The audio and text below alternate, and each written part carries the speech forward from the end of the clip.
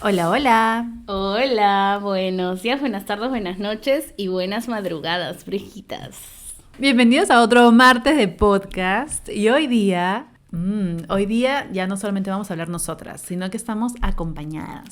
Sí, hemos regresado, tenemos una invitada muy especial que ha estado en el último aquelarre, ¿verdad? En el último aquelarre. Y hoy venimos a hablar, bueno, de bibliodiversidad y de editoriales cartoneras. Especialmente sobre Diversa Cartonera, y tenemos aquí a María José Montezuma. Bienvenida. Palmas. Bravo, hola. Muchas gracias por invitarme. Preséntate. Uy, Dios mío, señor Muruguay. A ver, yo soy profe de literatura, bueno, estudié educación, estudié literatura y tengo hace unos años una editorial que se llama Diversa Cartonera. Llegué yo al mundo cartonero en realidad desde un camino más pedagógico, buscando alguna manera de hacer que los chicos y chicas escriban con sentido, ¿no? Con un propósito más real. Entonces, así surgió una editorial que yo dirigí con mis estudiantes durante 10 años, que se llama La Ingeniosa Cartonera. Esa es la historia que me encanta. Ajá. Bueno, La Ingeniosa Cartonera surgió en el 2013. Es una de las primeras cartoneras escolares del Perú.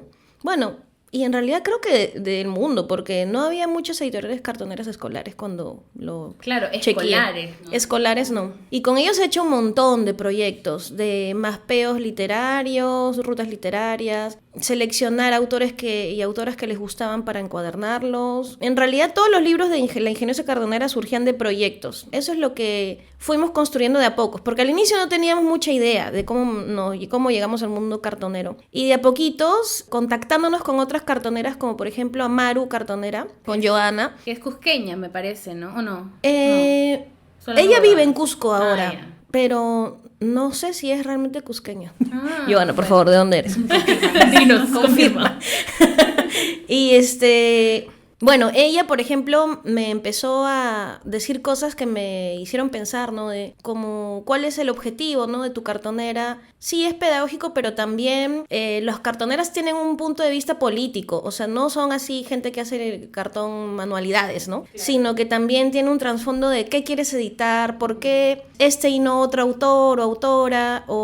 Entonces, ahí como que me fueron cayendo ahí las ideas profundas de lo cartonero. Y también me animó a participar de encuentros cartoneros. Ella generó espacios de encuentros entre cartoneros acá de Perú, de Lima. Ajá. Y luego tuvimos nuestro sueño momentáneo de hacer una editorial cartonera lésbica que se iba a llamar Lequita Cartonera. Wow. Rarísimo el nombre, pero nada que ver con lo que queríamos hacer. Bueno, y nos reunimos varias veces, pero no sé, claro. No, se nos fue la vida. Esas cosas sí. Que quedan en ideas. En ideas.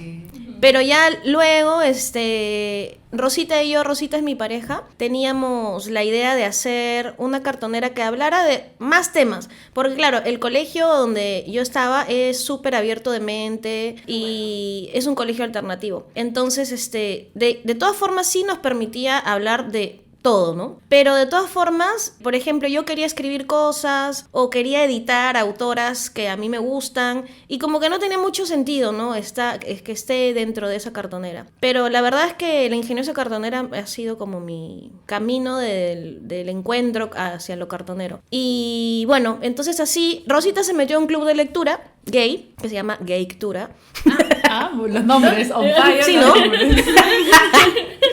Pero bueno, y entonces, claro, y tenían que leer algunos clásicos de la literatura LGTB, no sé, más comercial, ¿no? Por ejemplo, Llámame por tu nombre. Pero cuando los queríamos conseguir, pucha, que costaban 80,000 soles, o no habían, directamente no existía dónde comprarlos. Entonces, claro, ¿esto hace cuánto tiempo? En el 2018. Ya, claro. O sea, tampoco hace tanto, pero sí ha cambiado un montón, ¿no? Sí, la oferta editorial de qué es lo que llega a Lima o al Perú. En súper poquitos años ha cambiado abismalmente. Uh-huh. O sea, yo incluso diría que en estos últimos 2 años ha sido donde creo que más ha cambiado, ¿no? Todo eso acá, en Lima específicamente. ¿No? Sí, claro. Entonces, claro, ese fue nuestro primer libro cartonero. Fue medio pirateado, pero bueno. Así surgió Diversa Cartonera en el 2018. Entonces, claro, estamos hablando ahorita sobre Diversa Cartonera, pero entonces vamos un poquito como más hacia las raíces y, o sea, hablemos un poco sobre las editoriales cartoneras, ¿no? Porque yo sé que tú también, hace poco tuvimos, como les dije, este taller, ¿no? En el último aquelarre en Luna Llena, que fue, este en específico fue para armar tu propio slam, ¿no? Hicimos sí. nuestros slam, los llenamos con las preguntas. Aquí Mari vio en uno de esos, Britney o Cristina. Emocionada. Gran pregunta. Gran profunda. pregunta. En verdad sí Era existencial. sí, dilema adolescente total. Sí, de las 2000eras. Pero bueno, en este taller también algo que sucedió es que empezaste hablándonos un poquito sobre las editoriales cartoneras, sobre los inicios, sobre por qué existen. Y eso fue algo que a mí me llamó muchísimo la atención. Y como en ese momento fue como algo hizo un clic en mi cabeza y dije, ¿por qué nunca lo había pensado de esta manera, no? Porque claro, yo sabía que existían las editoriales cartoneras, pero nunca me paré un momento a pensar como en el propósito político, ¿no? En la propuesta política que tiene una editorial cartonera, ¿no? Entonces, ¿puedes hablarnos, por favor, un poquito, ¿no? de esto? Sí, bueno, es que a partir de este momento que les cuento de apertura de los ojos cartoneros, con el encuentro de otras cartoneras aquí en Lima, es que yo me di cuenta que los talleres que hacíamos con mis estudiantes y siempre tenían que tener un momento de conversar del origen. O también los libros de La Ingeniosa y Diversa tienen una presentación donde cuentan un poco la historia de la cartonera o el proyecto, o sea, como hablar un poco de el trasfondo, el proceso que está detrás de la elaboración de ese libro, ¿no? Bueno, entonces, por eso es que en todos los talleres yo siempre cuento un poco de esa historia. Y las editoriales cartoneras surgieron en Argentina, en Buenos Aires, a partir de la crisis política del inicio, de los 2000, 2001, en donde estaba Eloísa Cartonera, que fue la primera editorial cartonera. Bueno, yo siempre cuento esta historia, no sé qué tan verdad sea, pero no importa, o sea, es un mito. Es verdadera para ti. Es una leyenda. Y Ahí va. para todos los de la aquelarre que nos escuchan. Esta es la original. Sí, bueno,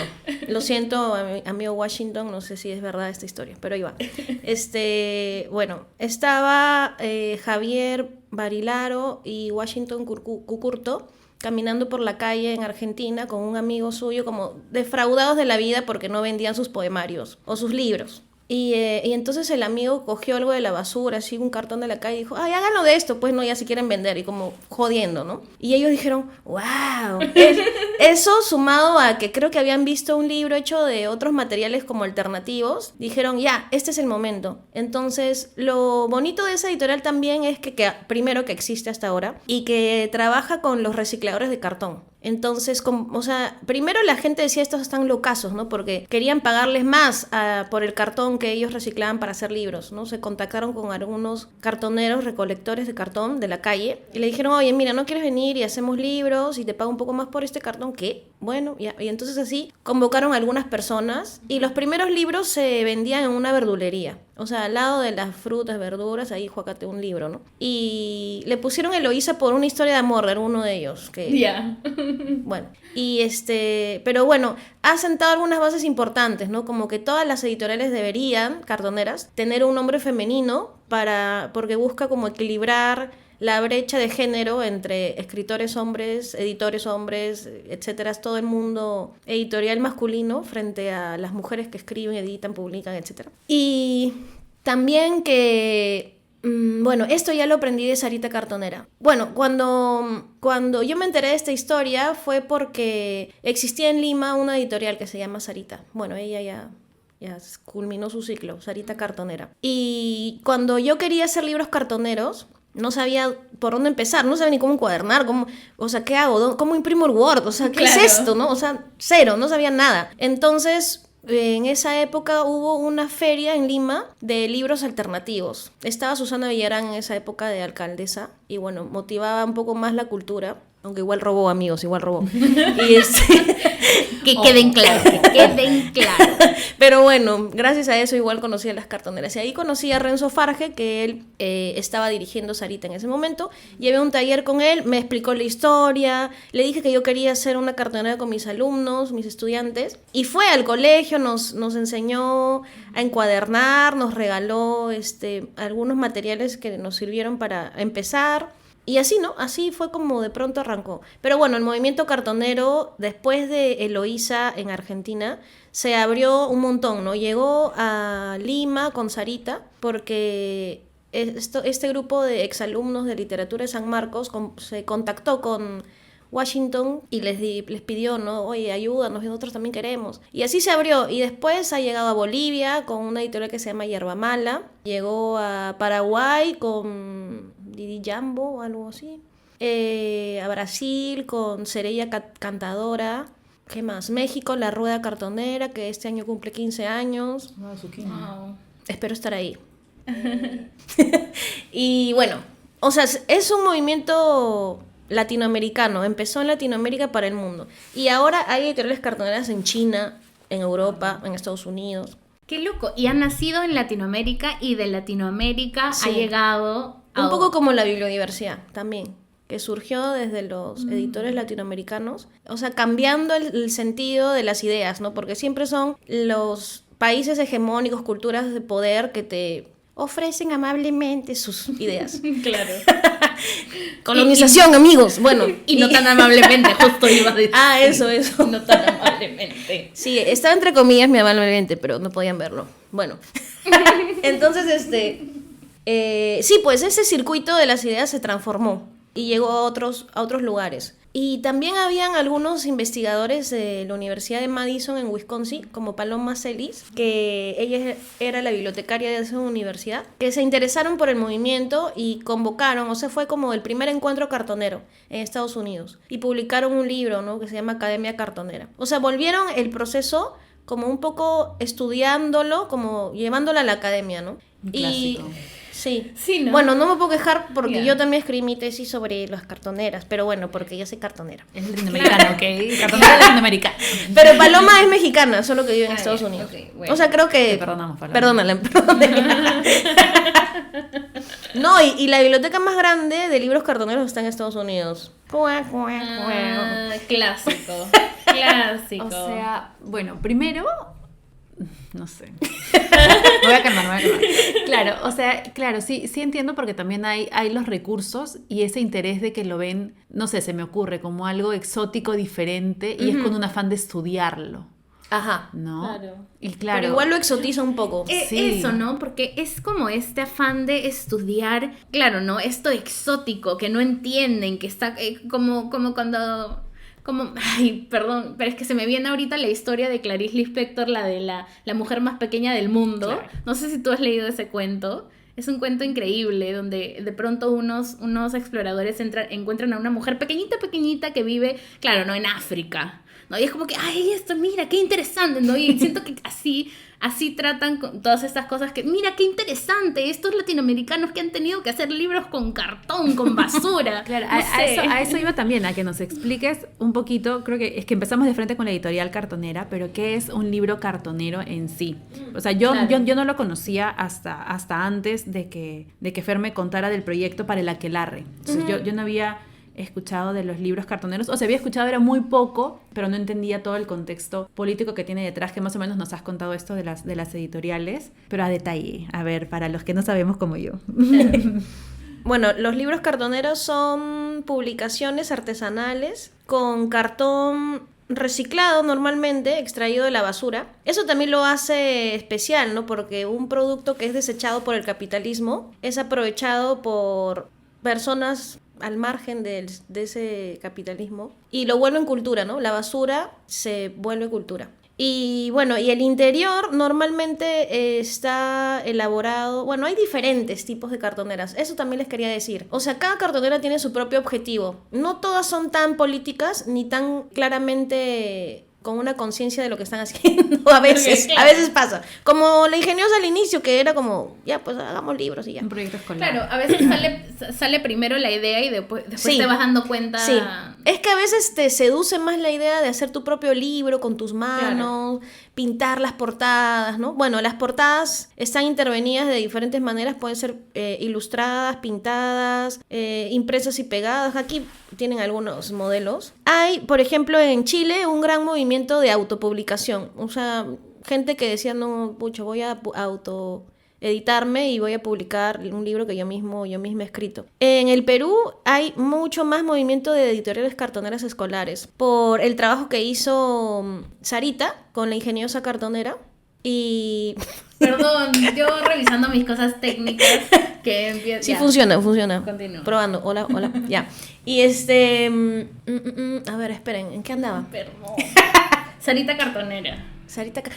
Es que les estaba diciendo de que en el Perú hay un gran movimiento de editoriales cartoneras escolares. Y eso es porque Sarita se preocupó por llevar las cartoneras a algunas escuelas, al colegio Trilce, también a una iniciativa educativa que se llamaba Árbol de Sueños y al JAE, ¿no? Para la ingeniosa cartonera. Y yo misma me he encargado de formar algunos maestros y algunos de ellos han formado, o sea, ha sido una cadena, ¿no?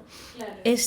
Y se han multiplicado. Pero hay algunas cartoneras escolares que todavía no les cae la idea de lo político. Es que tal vez eso sea más difícil en una escuela, ¿no? Pero bueno, volviendo a los libros, están hechos a mano. Entonces, un libro cartonero es único en sus portadas, porque cada persona puede ponerle el diseño que quiera. El interior suele ser igual, ¿no? Pero también, por ejemplo, hay cartoneras que eligen que la caja se note más, ¿no? O sea, que no, como el que les mostré de Eloísa Cartonera, que se nota que son plátanos, o sea, una caja de plátanos. Le han puesto el título colorido, porque Eloísa tiene esa estética colorinche. Le gusta eso, ¿no? Y bueno, y en la ingeniosa intentamos reproducir también un poco de la cultura chicha. Igual Sarita, cartonera. Por ejemplo, Sarita se llama Sarita Cartonera por Sarita Colonia, ¿no? Intentaba recuperar como una santa popular y también a la cultura popular. Otros son más elaborados, ¿no? Este de aquí, por ejemplo, fue ilustrado por un interno del penal Castro, pero él es artista, ¿no? Mira, o sea, tiene gran calidad. Sí, este se llama Escapando de la Realidad. Y sí. Tiene una portada hecha a mano, ¿no? Que está bien bonita. Bueno, ahí obviamente les vamos a dejar fotos de todos estos. No, porque también libro de acá. Claro. Ese libro, para hacer ese libro, una organización que se llama Fraternidad Carcelaria me invitó al penal Castro a dar un taller de escritura. Y entonces durante un mes y un poquito más, 27 internos estuvimos ahí conmigo en el taller y con otras profes del colegio que también se sumaron. Y esa fue su primera publicación. Les ayudamos también a elaborar su cartonera. Le contamos la historia de las cartoneras, les dijimos que tiene una propuesta política más que de reciclaje, porque también eso pasa. Hay gente que solo dice, ¡ay, qué lindo! Reciclemos el cartón. Pero claro. No, amigos, no solo eso, por favor. Ya. Y crearon su propia... Hicimos una votación de los nombres que podían tener, escribimos la introducción a la presentación, le escribió uno de los internos de Bucelop, un saludo para Bucelop. Y fue bonito también llevar esa idea de que ellos mismos pueden producir cultura aún estando en un instituto penitenciario. Y fue bonita esa experiencia, ¿no? O sea, es que en realidad los libros cartoneros me han permitido conocer gente, experiencias, o sea, tan diversas, tan que yo nunca me imaginé estar en un penal ahí con personas que agradecían la oportunidad, ¿no? De escribir, de ser escuchados, ¿no? Eso fue bonito.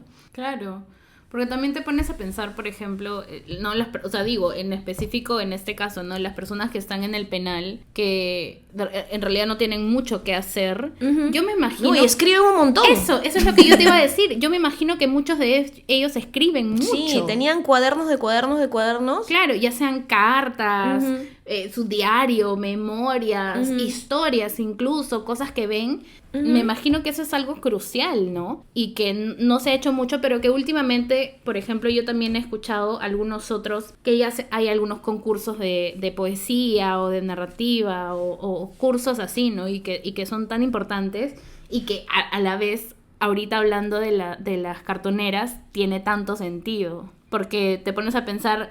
ellos salen y dicen, quiero publicar mi libro, quiero publicar mis cuentos, y no creo que mucha gente salga a decir, ¿quién va a apostar? Sí, ¡qué emoción! Hay algunos casos, pero son poquitos, claro, Claro. ¿no? Y editoriales independientes, Claro, siempre. chiquitititas, ¿no? Claro, que sí apuestan por eso. Ujú. Sí, acá tenías otro, microcuentos carcelarios. Ah, ese lo conseguí en el Encuentro Internacional de Editoriales Cartoneras de Santiago de Chile, porque, bueno, es que como yo ya tenía en mente trabajar con esta población carcelaria, dije voy a ver si es que alguien ya lo ha hecho antes, ¿no? Entonces ahí me conseguí este de microrelatos, que me parece que es de, sí, Libertando Cartonera, me parece que es de Marcelo, espero que lo sea. Sí, Marcelo Ibar. Y bueno, a él también lo conocí en este encuentro. Trabajaba con otras editoriales cartoneras que, igual que yo, habían ido a trabajar al penal, me parece que en Iquique, en Chile, o en Arica. Bueno, por ahí, Chile. muy cerca, muy cerca. Lo que antes era el Perú. No, mentira. Devuélvanlo. Empieza la disyuntiva. Bueno, perdón. Ya, pero ¿el pisco es peruano o chileno? Perdiendo seguidoras chilenas en 3, 2, 1. Se acabó. A nuestra audiencia chilena. Uy, ¿verdad? Es mentira. No crean eso. No, el pisco es de todas El partes. pisco es del mundo, de quien lo quiera beber. De quien lo quiera Sí, beber. en verdad. Exactamente. Listo. Genial. Bueno.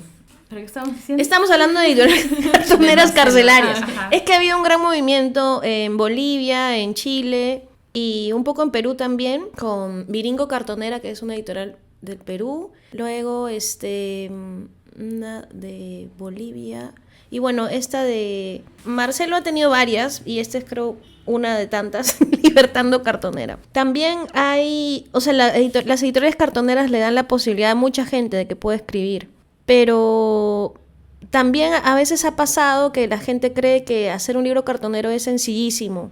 O sea, sí, porque no es igual que hacer un libro tradicional, pero igual, o sea, el cartón te debe poner el reto de pensar por qué lo estás haciendo, ¿no? De cómo aporta mis ideas, mi realidad, mi contexto a esta publicación, ¿no? Sí, yo me acuerdo de eso que decía Renzo Farge, ¿no? Que el libro cartonero, el cartón, tiene que ser un obstáculo para tu idea. No en el mal sentido, sino que el cartón es tan simple, es tan amable, ¿no? Te recibe, pero también tú tienes que pensar antes de por qué es importante, ¿no? Sí, lo digo porque he visto a algunas cartoneras escolares que se preocupan mucho por la encuadernación, la decoración, ¿no? La manualidad, y a veces el contenido es como muy sencillo, ¿no? El hecho de que lo hagan niños y niñas no tiene que reducir su profundidad, ¿no? También les traje otro de este de aquí que es gigante. Un libro que se llama Historias Familiares, por ejemplo, que es un proyecto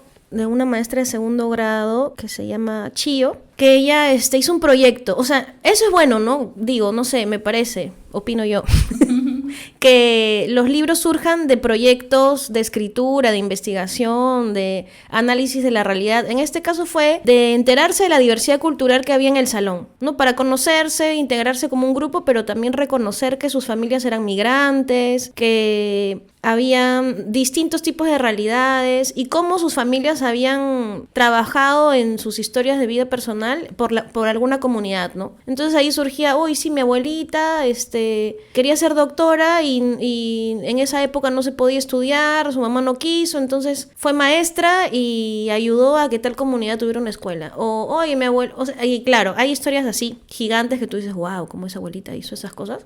Y también historias pequeñitas, ¿no? Oye, sí, que parecen pequeñitas. Mi papá le enseñó a tal persona a cultivar lechugas y en realidad era todo un proyecto agrónomo, ¿no? De un padre que trabajaba en eso. Entonces, por ejemplo, ese libro lo han hecho niños y niñas, lo han ilustrado, lo han escrito y se nota que es un proceso complejo, ¿no? De todo, de lectroescritura, pero también de conocer sus raíces. Eso, de investigación, o sea, que ellos mismos pregunten y lo narren y lo ilustren. Qué bonito.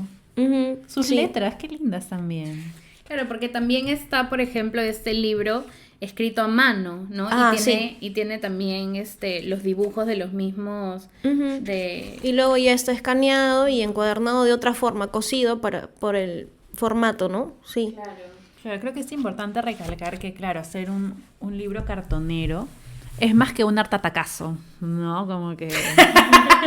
Es que, claro, o sea, sin contexto, yo lo veía más o menos así, como que vamos a encuadernar, vamos a hacerlo en cartón. Sí había escuchado que tenía un trasfondo también económico, ¿no? Que es una forma, o para ciertas cartoneras que más o menos pude encontrar en internet, que también lo hacían por un tema de... Ay, ¿cuál de es la palabra? accesibilidad. Sí, de accesibilidad de títulos y de precios, justo por lo que mencionábamos que los precios son carísimos y claro, los que ellas sí hacían era o pedir permiso de autoras y autores para publicarlo de esta forma porque igual los permisos los tenían. Justo estaba viendo que en los libros que tienes, igual en la primera página está toda la información, como que este libro fue hecho por tal, escrito por tal, redactado por tal. Sí. Entonces eso también es importante. Y también usaban varios textos de escritura... libres de derechos. También hubo una iniciativa de crear un concepto que se llama copyleft, o sea, como ir en contra de los derechos de autor. O sea, no es piratería, es que tú das la licencia y conscientemente dices de que ese texto se puede reproducir citando, ¿no? La fuente. Y claro, es que todas las cartoneras tienen una lógica distinta de funcionamiento. O sea, estos libros no se venden a 80 soles, sino cuestan 10 soles, ¿no? Algo accesible. Y claro, le dan la oportunidad a más personas para escribir, a más personas para leerlas. Y también se venden en ferias, ¿no?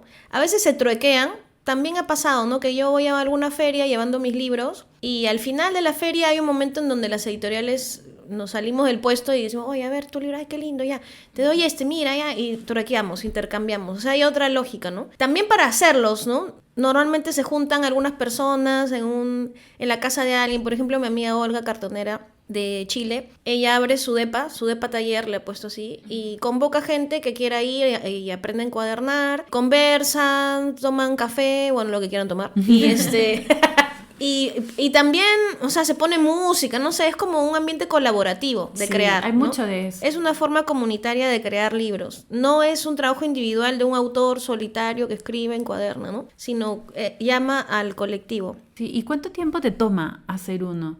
Yo sé que depende de cada libro y su contenido, pero sí en aprox... Bueno, depende, ¿no? Si es un proyecto como el de estos niños, pueden ser 3 meses, 4 meses. Pero si obviamos el proceso de investigación, claro. O sea, encuadernar un librito puede durar 2 horas, ¿no? Como en los talleres que hemos hecho, pero claro, todo el trabajo que hay detrás. ¿Y para feria cómo se preparan? Porque llevan un montón de varios o llevan libros únicos.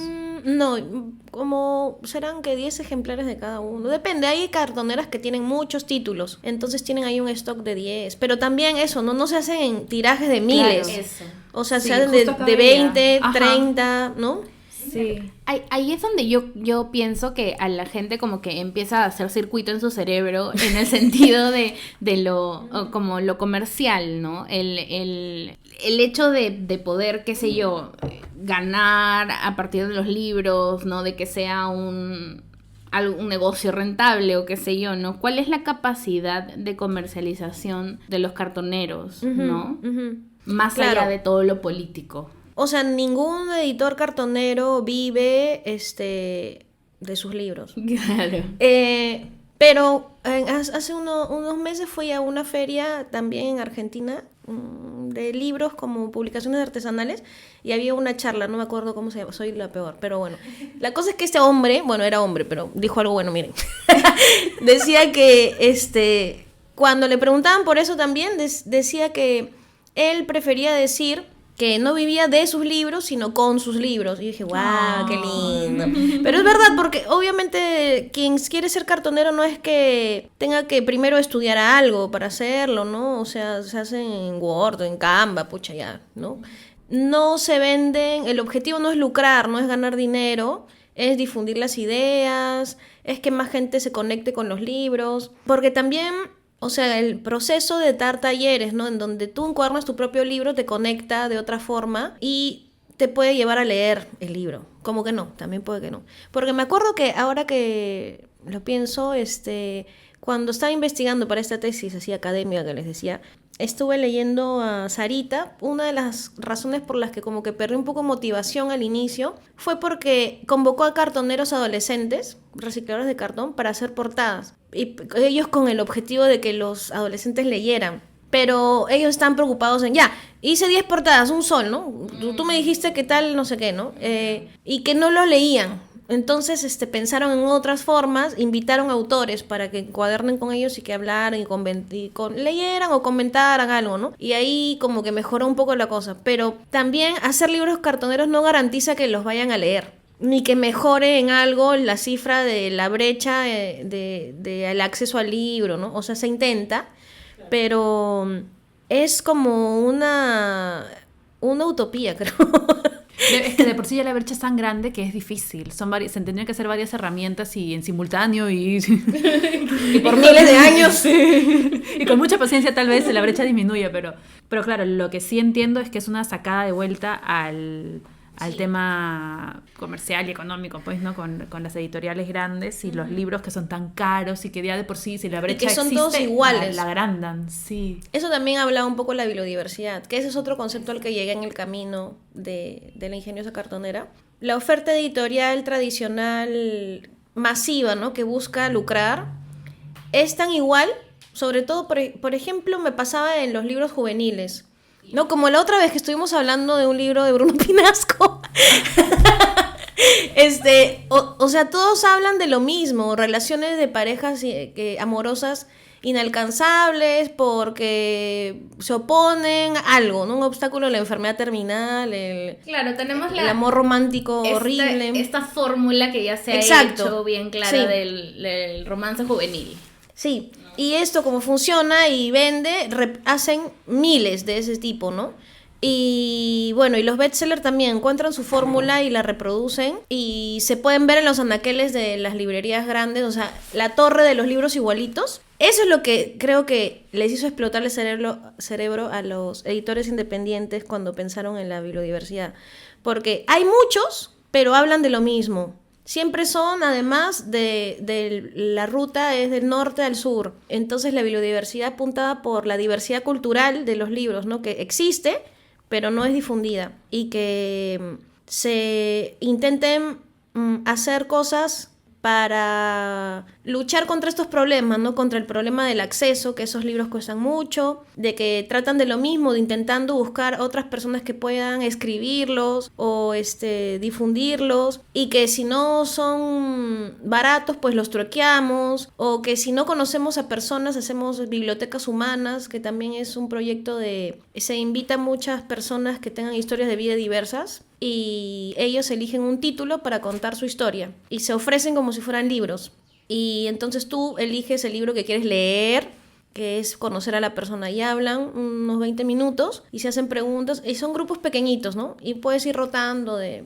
libro, ¿no? Porque lo que importa es la historia de la persona, y que todos tenemos igual alguna experiencia que nos hace especiales, particulares. No necesariamente todos somos autores, autoras, pero podemos igual. Pero tenemos historias, ¿no? Sí, y es como, ahí está también como la resignificación de la historia contada, de la historia oral. Y volver al origen de contar historias en comunidad, ¿no? En un también, grupito. Ajá. Uh-huh. Exacto. Claro, ¿no? Sí, eso me recuerda mucho al libro Fahrenheit 451, cuando al final ya no habían libros y cada persona se memorizó, y se fueron al otro extremo. Me gusta más con que cada uno cuente su historia personal, claro, ¿no? Pero en este libro era como que cada quien se memorizaba un libro y lo iba contando para que no se pierda la historia. Bueno, y claro, también queremos hablar un poco de bibliodiversidad. Y este mes me parece interesante porque creo que no hay ningún otro espacio en el que he visto que se haga énfasis de esto, de que es el mes de la bibliodiversidad. Entonces, cuando tú también nos hablaste, o le vamos a decir, ¿no? ¿Acá viene el cherry? Ah, sí, claro. María José nos habló para hacer un picnic que también sea trueque y donde podamos hablar, ¿no? Y pasarnos libros, hablar sobre historias, no tener que pagar ni un sol por la diversidad de libros que consigamos. Y compartir también, ¿no? Compartir, aprender más de esto, que es algo de lo que sí se habla bien poco. Uh-huh. Se habla muy, muy poquito. Al menos yo he escuchado muy poco, y hablando por mí. y bueno, ya, ¿nos vamos a juntar cuándo? Domingo 29 de septiembre a las 4 p.m. en el Parque de la Pera. Exacto. Ahí. Lleven sus libritos. Sí, lleven sus libritos para truequear. No importa que sean de hombres. No importa que sean de hombres por esta vez. Porque estamos hablando de bibliodiversidad. Pero obviamente si son de mujeres o si son de disidencia siempre se aprecian más aún. Yo tenía que decirlo. Pero bueno, a lo que iba, ¿no? La bibliodiversidad es un tema que lo has agarrado este mes, lo estás resaltando, ¿no? Uh-huh. Háblanos un poco de esto, ¿no? Que no estamos viendo por otras partes, me parece a mí. De repente tú sí. Sí, no recuerdo cómo llegué yo a ese momento. Pero bueno, la bibliodiversidad surgió en el 2010 a partir de una iniciativa de editores independientes chilenos y se difundió a la Alianza de Editores Independientes. Y bueno, ellas descubrieron, o no sé, identificaron algunas problemáticas, lo que les he ido contando, ¿no? La uniformización de los contenidos, el circuito de norte a sur de las ideas, de los libros, de literatura y también de formas de ver el mundo, ¿no? Y el difícil acceso. Entonces, los editores independientes, que a veces tampoco tienen el objetivo de lucrar, se posicionaron, ¿no? Y dijeron, oye, ¿sabes qué? La edición independiente garantiza la democratización de los contenidos, ¿no? De los libros. Y entonces no podemos dejar que mueran y que la industria nos aplaste. Entonces eligieron el día 21 de septiembre, que es el día de la primavera, en Argentina, me parece que en Chile, aquí es el 23, pero bueno, cercano. Por ahí. Porque es un símbolo, una metáfora del renacer de las ideas, ¿no? Y de ofrecer que la fecha es del sur, ¿no? O sea, es primavera aquí, en Sudamérica, bueno, en estas zonas.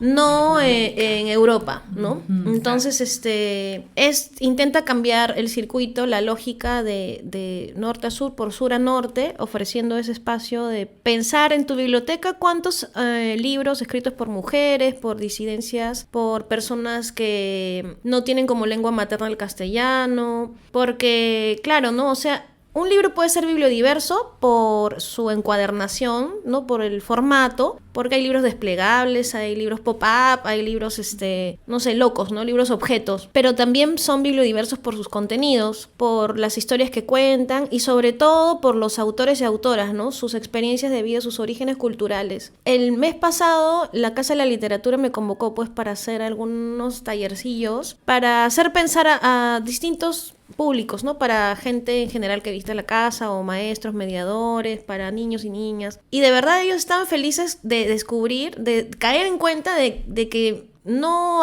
se habían puesto a pensar en lo que consumían, sino que muchas veces nos dejamos llevar por, ganó el premio no sé cuantitos, de aquí estudió literatura en tal universidad gigante y por eso lo leo, y no porque me dicen, ¿no? Que es bueno y ya, ¿no? Ahora el TikTok, ¿no? O sea, también. El libro que está viral, el libro que todo el mundo está leyendo. Sí, también, sí, claro. También. Es cierto, sí, yo me quedé media clásica, media vieja, pero sí, es verdad. También los booktubers, TikTok books, los Ubers, sí, exacto, están como también rayando en eso, ¿no? Y fue bonito porque les llevé libros diversos escritos por... También que, como yo he visitado algunas ferias medias contraculturales, tengo ahí algunos libros locos de cosas extrañas. Pero genial, porque ese es otro nicho. O sea, eso que mencionas ahora, las ferias donde se venden libros cartoneros y contraculturales, también son ferias que tienen otro tipo de... O sea, que tienen una publicidad más pequeña. O sea, llegan a menos gente. Porque, claro, no pueden competir contra el presupuesto de ferias gigantes, sí, ¿no? Ahora, también hay iniciativas gigantes como la Independiente del Ministerio de Cultura, que igual ofrece, definitivamente, diversidad, claro, sí, de editores independientes, y no solo de Lima, ¿no? Sino de todo el Perú, eso también. Entonces, porque es la Independiente. Porque es la Independiente. Sí, pues entonces ellos tampoco sabían dónde conseguir estos libros, y en realidad están en las librerías independientes, en las ferias contraculturales. Va a haber una feria en la Casa de la Literatura. Pero sí es cierto que están en librerías independientes, pero no son muchas las que realmente... Es que a veces están y no lo sabes ver también a veces, ¿no? Ok. Claro, es que uno está acostumbrada al libro, uno está acostumbrada al libro como producto, entonces, de hecho, lo ves y te llama la atención porque es colorido y todo, pero no terminas de verlo como un libro porque no hay toda esta información detrás. Uh-huh. Sí, Entonces, también, sí. y claro, y optas por comprar el que conoces, ¿no? El que te ha recomendado. Te gana Sí. la costumbre de lo que se ha enseñado que es un libro. También hay muchos autores y autoras que han ganado el Premio Nacional de Literatura de aquí en Perú, que escriben cosas interesantes que yo podría considerar bibliodiversas. Ahora, tampoco es que haya una lista en donde tú eres, Claro. tú no, pero no sé, por ejemplo, el libro Persona de José Carlos Agüero, que ese me parece un autor, él me parece un autor que por su historia de vida, por su contexto, ¿no? Lo que le tocó vivir de tener dos padres que pertenecían a Sendero Luminoso, o sea, ha tenido un punto de vista que lo hace un autor que hable de cosas diferentes. O también está Dina Nanko, que es una escritora One Piece, que también, ¿no? Su cultura, su cosmovisión la muestra, ¿no? En sus publicaciones, en sus libros, y nos permite conocer otras formas de ver el mundo que si compro incluso a una autora limeña, no sé, si compro a Blanca Varela, que yo la amo, es genial, Claro, pero o sea, sí, tiene un límite también, ¿no? O sea, hay otras cosas, otras autoras que te conectan con pensamientos, formas de ver la vida que si no las ves, no. Esto es justo algo que estábamos hablando hace poco en la conversación que tuvimos con Mónica, ¿no? De que se suelen hablar, por ejemplo, y eso que Mónica no es una autora, obviamente, que ahorita la están leyendo, pero por todas partes, ¿no? Pero hablábamos un poco sobre... Nos centramos mucho en hablar, qué sé yo, de monstruos y cosas, pero todos occidentales, ¿no? Y obviamos la riqueza enorme de historias, de personajes mitológicos que tenemos acá mismo, ¿no? Y tan diversos, de nuevo, porque, por ejemplo, en Perú tenemos costa, sierra y selva, y estos personajes mitológicos, dependiendo de la región, también son muy distintos. Y como por tanto tiempo no hemos hablado de eso, a pesar de que hay mucha información, y nos concentramos en otras cosas por simplemente esto, ¿no? Percy Jackson, pues. Claro. Exacto. La Ahí misma viene. Sirenita, Thor. Por ejemplo. Claro, y por ejemplo, acá, ¿no? Hablando de esa mitología que menciona Fer, tenemos, no sé, los pistacos, que son entre los más conocidos, y siempre se vienen a menos, creencias que tiene la gente de la sierra.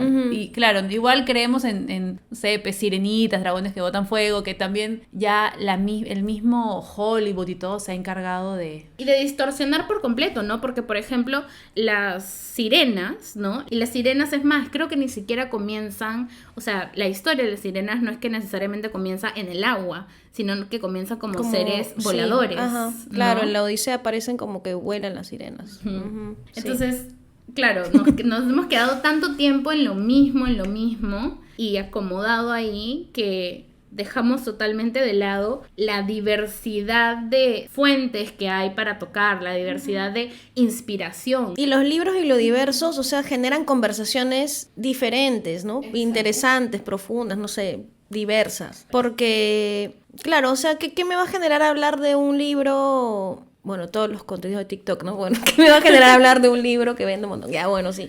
Pero, no sé, o sea, lees a Dina y de pronto dices, oye, ¿verdad? ¿No? ¿Cómo es ser mujer migrante, pero que vive en Lima, pero también tiene todo un trasfondo? Hay un poema que es bien impactante que habla sobre su ser mujer. Me gustó ese, ¿no? De que cuando quiere se viste con su... Uy, no recuerdo el nombre exacto, pero bueno, se pone una ropa tradicional. Ese es del libro con el que ganó, que es Sancho. Sancho, Ujú. que ya he hablado, ya les he dicho a todo el mundo, vayan a comprar ese libro porque es hermoso. Ujú, y que cuando quiere se pone lápiz de labio y es, no sé, otra mujer, o sea, como que tantas identidades conviven en nosotros mismos, nosotras mismas, y no le damos espacio a conversar de eso, ¿no? Estos libros en las escuelas, en las bibliotecas, generan ganchos también con lectores nuevos, ¿no? Porque a veces, a mí me ha pasado muchos años no encontrar qué leer y decir, no me gusta leer. O sea, soy la peor lectora. Y encima soy profesora de literatura. O sea, ¿en qué me metí, no? O sea, no me gusta leer y estoy acá. ¿Qué es esto? Bueno. Y de pronto es que también no encontré nunca un libro que hablara de mis vivencias. Exacto. o una autora que conecte con mi realidad, ¿no? Y ese es el principal motivo por el que las infancias, los adolescentes, jóvenes no leen, porque ya no sé cómo decirlo, ¿no? Tienes estos libros que son los que tú tienes que leer en el colegio, en vez de darte a ti la posibilidad de escoger. O sea, a mí me decían, lee a Vargas Llosa, lee Mi Plata Naranja Lima, lee Un Mundo para Julius, y claro, por ahí que a un par los habré leído, sí, pero mi primera fuente para hacer mis trabajos era El Rincón del Vago. Sin embargo, yo había recreos que me pasaba en la biblioteca leyendo estos libritos de Goosebumps. ¿Cómo se llama? Escalofríos. Escalofríos, ¿no? Entonces no era que no me gustaba leer, o si no me iba y cogía enciclopedias, ¿no? Porque me gustaba también ver las imágenes y las descripciones y qué sé yo, ¿no? No era que no me gustaba leer, era que me estaban obligando a leer algo que yo no quería leer o donde yo no me veía para nada, ¿no? Ahí es donde el canon hace tanto daño. Porque el canon, finalmente, a quienes está representando es a hombres, cis, heterosexuales, blancos, etcétera, etcétera. Y es difícil salir de ese sistema, yo digo, desde la escuela, creo, porque también es algo que supuestamente te van a pedir en la universidad. A ver, ¿cómo vas a acabar el colegio sin haber leído La Divina Comedia? No sé, El Quijote, yo me acuerdo que me hicieron leer El Quijote en primero de secundaria. Ajá, la miércoles. Explícame. Pero, o sea, ¿y por qué no? ¿Por qué no puedes acabar el colegio sin haberlo leído? O sea, ya, pues no, o sea, hay un término que es la cultura general, que en realidad, o sea, es... ¿Qué es eso de la cultura general? ¿Y para qué lo vas a saber? Porque para mí cultura general puede ser leer a Fernanda Melchor y a Mónica Ojeda y... Claro, ¿me entiendes? Y valoro más a esa gente, ¿no? Ups. Lo siento, editen, por favor. Pero sí, o sea, es bien importante cultura general de quién es eso que nos obligan a tener, ¿no? No es la cultura general de todos, no es una cultura general ¿a quién para está todos. dirigida? Sí, y además también tiene un trasfondo para vender más libros o para... Y muchas veces también la gente de la academia tiene estas ideas revolucionarias y avanza más rápido que los currículums del Minedu, ¿no? Entonces hay un desfase también, ¿ah? Claro. No es que toda la gente de la academia sea unas lacras que van a leer Don Quijote toda su vida, no, pues, ¿no? Sino, o sea, esa gente también habla de biodiversidad, ¿no?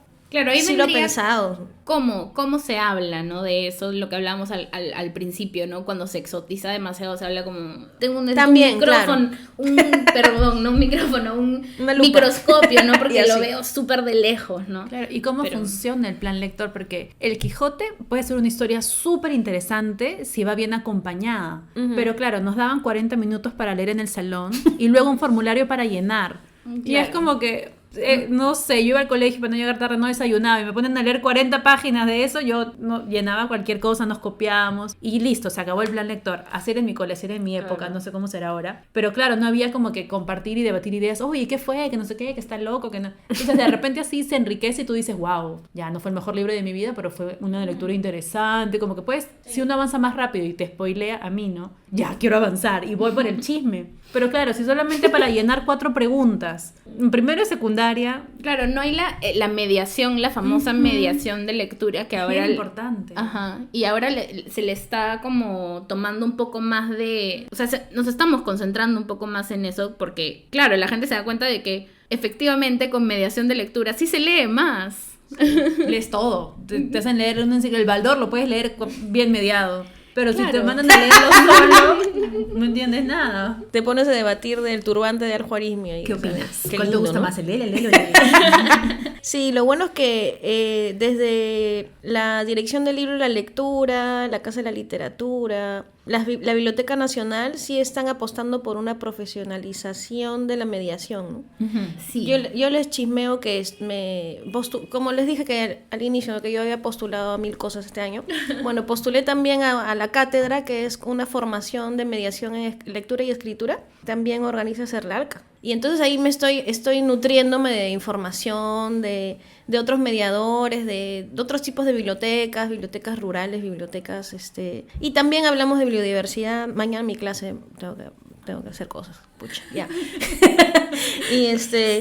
Entonces eso también es bonito, ¿no? Y encontrarse con otros mediadores. También, o sea, los libros cartoneros me han hecho encontrarme con maestros, maestras, con mediadoras, que además median en los lugares más insólitos que creas. O sea, en un INAVIF, centros de reclusión de menores, bueno, en sus propios barrios, porque les gusta, en el parque, en la esquina. Pero es más bien donde los necesitan más, donde Exacto, deben estar. Sí, ¿no? Donde deben estar. Sí, pues, pero ¿tú crees que ahí nadie va a leer? Que no hace falta. No hace falta.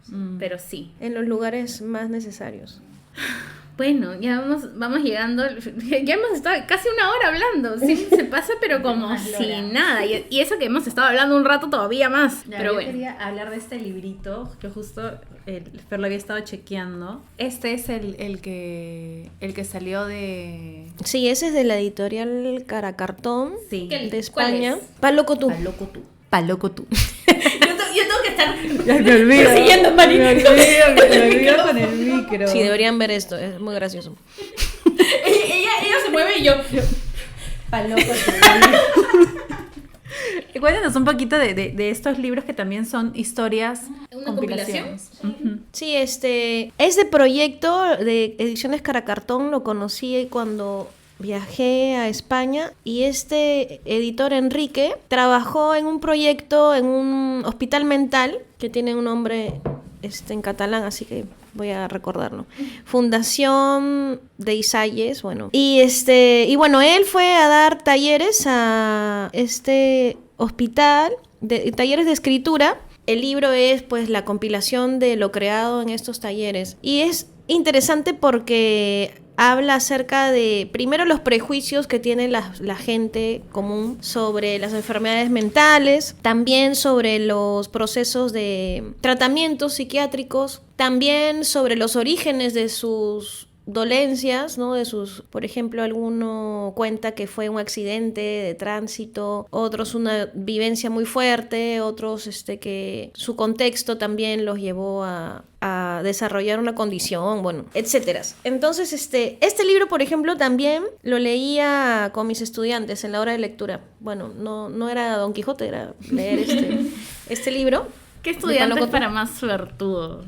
Y hablamos de eso, ¿no? Oye, qué loco que qué loco que estas personas hayan tenido esta posibilidad de expresar lo que vivieron a otros, ¿no? Y cómo encontraban motivación también para seguir su tratamiento, para estar en este hospital con más tranquilidad, con una motivación, ¿no? No sé, el escribir. Y también nos ayudaba a conversar sobre eso, ¿no? Sobre qué prejuicios teníamos. Por eso yo creo firmemente que los libros bibliodiversos generan cosas en las personas mucho más interesantes, profundas, cuestionables, polémicas, ¿no? O sea, hablan de cosas que sirven, ¿no? O sea, es mejor, creo yo, no sé ustedes qué opinarán, amiguitos de la vida, de que un adolescente de 15 años o 14, bueno, depende de lo que crean, lea un libro escrito por personas en un hospital mental que Don Quijote. O bueno, no sé si uno en vez de otro, pero además, ¿no? O sea, que haya diversidad. Claro, Exacto. conocer otras propuestas. Sí, por eso es que a mí me gustaba meter ahí libros cartoneros o libros bibliodiversos en general en algunos momentos en que teníamos de lectura grupal, ¿no? Y ahí sobre para que nos cuentes De Cara de Ángel, ya. Bueno, este de aquí es uno de los primeros libros cartoneros que tuve. Cara de Ángel. Cara de Ángel, bueno, Cara de Ángel es un cuento que pertenece a un libro más grande que se llama Los Inocentes. Es que lo hice también en sus inicios, publicaba, uy, Dios mío, es que realmente lo he usado mucho, lo quiero mucho. Hacía libros pequeños, o sea, por ejemplo, una compilación de poemas, pero algo breve, ¿no? Igual que Sarita Cartonera, que intentaba hacer que sus libros fueran, como decía Sarita, una sombra para el calor, o sea, estabas esperando el micro y que ahí terminabas algo y ay, qué bueno. O incluso lo soltaban en buses, ¿no? Sarita Cartonera. Bueno, este libro Cara de Ángel está escrito por Osvaldo Reynoso. La historia fue que primero salió el libro y después le contaron a Osvaldo que había un libro suyo en Argentina hecho de cartón y él dijo, ¡ah! Wow, bueno, ya, está bien, ¿no? Y entonces cuenta la historia de un adolescente que le dicen Cara de Ángel porque tiene una cara de persona inocente y él quiere ser un malandro. Y entonces entra así en conflicto en su identidad, que él se quiere ver como un trasnochador. Y camina por el Jirón de la Unión pensando en cosas transgresoras, como en que lo seduce un hombre en una vitrina, como que se quiere masturbar ahí en la Plaza San Martín, etcétera. Y bueno, y luego él es parte de un grupo de adolescentes, donde está Carambola, el Príncipe, Nat King Kong, bueno, una gente así, pero bien bacán. Y como él lo friegan de que tiene una cara de mongo, él tiene que estar probando su masculinidad todo el tiempo, ¿no? Decir que sí, que es bacán, que sí, yo me masturbo, sí, yo tengo novia, sí, le agarré la teta a alguien, ¿no? En el cine le agarré. Entonces, tiene que probar su ser macho y en un momento se pelea con uno de ellos y el otro chico se excita un poco en la pelea y lo obligan a hacer cosas así. Colorete, claro. Sí. Bueno, otros amiguitos, Choro Plantado, como verán, es una patota bien selecta de personajes. Uh-huh. Entonces, bueno, este libro, por ejemplo, lo he leído en muchos talleres con adolescentes para hablar de masculinidad, para hablar de qué se espera de los hombres y cómo adolescente vive tantas cosas que lo ponen al límite ya de la transgresión y del peligro, ¿no? Porque, lo de masturbarse en un parque frente a todos, qué horrible esa situación, ¿no? Y claro, puede ser muy polémico porque pueden decir, uy, un adolescente no está preparado para hablar de esas cosas, pero amigos lo hacen igual, aunque tú no lo digas. Exacto, lo hacen. Aunque no nos guste pensarlo o creerlo, pasa. Sí, exacto. Y la otra alternativa es que más bien lo vean y lo aprendan y vean mil cosas sin un acompañamiento. Un acompañamiento necesario, ¿no? Uh-huh. Y ahí es cuando esas masculinidades crecen y hacen, bueno. Y bueno, el libro está encuadernado en una caja de plátanos ecuatorianos. Además, miren, la caja ha viajado de Ecuador a Argentina, de Argentina convertido en un libro hacia Perú. Muy bien. ¿Algo más, Mari? Sí. Nadie esperaba esa respuesta, pero sí. Hablemos de Toño la Pulga. Ya, esto es rapidito, es tan chiquito como el libro. Es uno de los libros más chiquitos que van a ver en sus vidas. Es más chiquito que una caja de fósforo. Qué bonito. Y tiene una moraleja bien importante. No sé, es demasiado spoiler, ¿eh? Sí, ¿no? Ya, pero creo que nos cuentes esa anécdota que siempre tienes con este libro. Ya. Me parece súper tierno. Toño la Pulga es un libro de la editorial Cayo de la Teja Cartonera, de un amigo que conocí en Santiago de Chile que se llama Rodrigo Durán. Él es súper buena gente. Él es más bien ilustrador, le encanta hacer caricaturas. Entonces su editorial es más de ese tipo de libros, ¿no? Y bueno, me gusta llevar este libro porque es tan pequeño que te da la idea de que es muy fácil hacerlo, que tú mismo puedes crear un libro cartonero. Y bueno, lo llevé hace un tiempo a un taller con unos niños. Había un niño pequeñito que lo agarró porque le encantó el tamaño y se quedó pegado así y se reía solo, ¿no? Y entonces yo le dije, oye, ¿ese te ha gustado? Sí, me dijo, me ha gustado además porque es el primer libro que he leído de principio a fin. O sea, no sé si con esas palabras me lo dijo, pero yo lo recuerdo así como, es mi primer libro que he acabado con gusto, ¿no? Y que se reía. Y decía, yo también quiero hacer un libro así. Y le dije, claro, vamos a aprender a encuadernar y después vas a poder hacer un libro así pequeñito. Qué hermoso. Me parece súper bonito. Yeah, qué lindo. Ya ven la importancia de la bibliodiversidad, de las otras maneras en las que también se pueden hacer libros, ¿no? Porque aparte, por ejemplo, de las editoriales cartoneras, también existen los fanzines, como tú decías, los libro-objetos. Hay hoy en día mucha respuesta, ¿no? Es una respuesta directa a la homogeneidad, ¿no? De las editoriales. Y nada, y es importante darlo a conocer claramente. El objetivo principal con una editorial cartonera no va a ser volverte millonaria ni no, hacer mucho dinero. O sea, es mucho más significativo, o sea, más allá de la misma obra, ¿no? Sino desde, como ya nos ha contado María José, desde los inicios, de por qué existen, todo lo que hay detrás, ¿no? De una intención política. Y nada, me parece súper chévere poder conocer un poco más de esto. Y no sé si tienes como algo a dónde invitarles. Así te encontramos. ¿Dónde te encontramos, Toto Cherry? Bueno, pueden seguirme en Diversa Cartonera en Instagram, en donde ahí normalmente publico los eventos que van a haber. Bueno, próximamente el 21, que es el Día de la Biodiversidad, y 22 hay una feria bibliodiversa en la Casa de la Literatura.